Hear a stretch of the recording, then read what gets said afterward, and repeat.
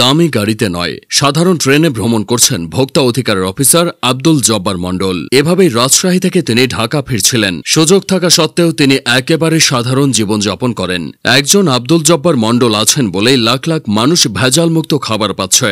ভোক্তা অধিকারের এই কর্মকর্তা অসাধু ব্যবসায়ীদের ঘুম হারাম করে ছেড়েছেন, হয়ে উঠেছেন সাধারণ মানুষের আস্থার নাম। সকাল বিকাল বা দুপুর আব্দুল জব্বার তার দলবল সহ হানা দেন অসাধু ব্যবসায়ীদের আস্তানায়। তেড়ে ফুড়ে নয়, তিনি ঠান্ডা মাথায় ধীরে সুস্থে অভিযান পরিচালনা করেন। জরিমানার সময় ব্যবসায়ীদের ব্যাখ্যা করে বুঝিয়ে দেন কেন জরিমানা করা হচ্ছে। ভোক্তা অধিকারের সদা হাস্যোজ্জ্বল এই কর্মকর্তা পড়াশোনা করেছেন কুষ্টিয়ার ইসলামী বিশ্ববিদ্যালয়ে। তিনি ইবির ইংরেজি বিভাগের শিক্ষার্থী ছিলেন। কর্মজীবনে আব্দুল জব্বার মণ্ডল কখনো আপোষ করে চলেন না। 5 আগস্টের পর থেকে দেশের গুরুত্বপূর্ণ সব পদে পরিবর্তন এসেছে, অনেককে দায়িত্ব থেকে সরিয়ে দেওয়া হয়েছে। তবে নিজের সততা ও নৈতিকতার জন্য আব্দুল জব্বার মণ্ডলের চাকরিতে কোনো সমস্যা হয়নি। কেনই বা হবে? মানুষ ভোক্তা অধিকার মানেই আব্দুল জব্বার মণ্ডলকে বোঝে।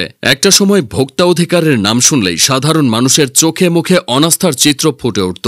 তবে বর্তমানে আব্দুল জব্বারের মতো নিষ্ঠাবান কিছু কর্মকর্তার কারণে সেই চিত্র বদলে গেছে। তিনি ও তার দল কখনো বাস টার্মিনালে হানা দিচ্ছেন, কখনো মিষ্টির দোকানে অভিযান চালাচ্ছেন। ভোক্তা অধিকার সংরক্ষণ অধিদপ্তরের সহকারী পরিচালক হিসেবে তিনি ঢাকা শহরকে ভেজালমুক্ত করার মিশনে নেমেছেন। আব্দুল জব্বার মণ্ডলকে সেলিব্রিটিও বলা যায়। বহু মানুষ তাকে চেনে, রাস্তাঘাটে দেখা হয়। কেউ ছবি তোলার আবদার করলে আব্দুল জব্বার মণ্ডল তা পূরণ করেন। তবে আলোচনা আসার ইচ্ছা তার কখনোই ছিল না, এখনো নেই। তিনি শুধু তার কাজগুলো করে যাচ্ছেন। যে কোনো ভোক্তা যে কোনো ব্যবসায়িক প্রতিষ্ঠানের বিরুদ্ধে জাতীয় ভোক্তা অধিকার সংরক্ষণ অধিদপ্তরের নিকট অভিযোগ দায়ের করতে পারেন। অধিদপ্তর তদন্ত করে যদি অভিযোগ প্রমাণ করতে পারে, সেক্ষেত্রে সেই প্রতিষ্ঠানের বিরুদ্ধে জরিমানা করা হয়। এই জরিমানার 25% ভোক্তাকে দেওয়া হয়। 2009 থেকে বর্তমান পর্যন্ত ভোক্তা অধিকার অর্ধ লাখেরও বেশি অভিযান চালিয়েছে। এসব অভিযানে প্রায় 1.5 লাখ প্রতিষ্ঠানকে জরিমানা করা হয়েছে। এই প্রতিষ্ঠানগুলো থেকে 100 কোটি টাকার বেশি জরিমানা আদায় করা হয়েছে। এছাড়া ভোক্তা অধিকারে গত 15 বছরে প্রায় 10,000 ভোক্তা অভিযোগ জানিয়ে টাকা পেয়েছেন।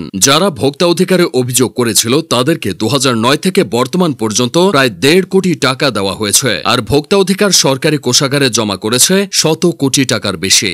ঈদ, পূজা ও রমজানের মতো সময়ে আব্দুল জব্বার মণ্ডল ও তার টিমের ব্যস্ততা বেড়ে যায়। এমন চিত্র প্রায় দেখা যায় যে শীতাতপ নিয়ন্ত্রিত দামি ব্র্যান্ডের মিষ্টির দোকানের মিষ্টিতে ভাসছে তেলাপোকা, অথবা মাছকে তরতাজা দেখাতে মেশানো হচ্ছে রং। কেক, পেস্ট্রির মতো খাবার তৈরির জন্য ব্যবহার করা হচ্ছে কাপড়ের রং। এছাড়া বাসের টিকিট নিয়ে অনিয়মের তো কোনো শেষ নেই। ভোক্তা অধিকার সংরক্ষণ অধিদপ্তর এসবের বিরুদ্ধে নিরলসভাবে কাজ করে যাচ্ছে। অনেক জায়গায় খাবারের দাম অতিরিক্ত রাখা হয়। 20 টাকার চা বিক্রি করা হয় 230 টাকায়। ভোক্তা অধিকারের কর্মকর্তারা এসব জায়গাও নিয়মিত হানা দেন। এভাবেই একের পর এক অভিযানের মাধ্যমে আব্দুল জব্বার ও তার সহকর্মীরা বাজারে ন্যায্য দাম প্রতিষ্ঠার লড়াই চালিয়ে আসছেন। আব্দুল জব্বার তার শান্তশিষ্ট স্বভাব ও ধৈর্য শক্তির মাধ্যমে বিক্রেতাদের সঠিক দামে পণ্য বিক্রি করতে বাধ্য করেন, আবার শাস্তি বা জরিমানা প্রদান করেন। বাংলাদেশের প্রতিটি বিভাগের প্রায় প্রতিটি জেলায় ভোক্তা অধিকারের সেবা পাওয়া যাচ্ছে।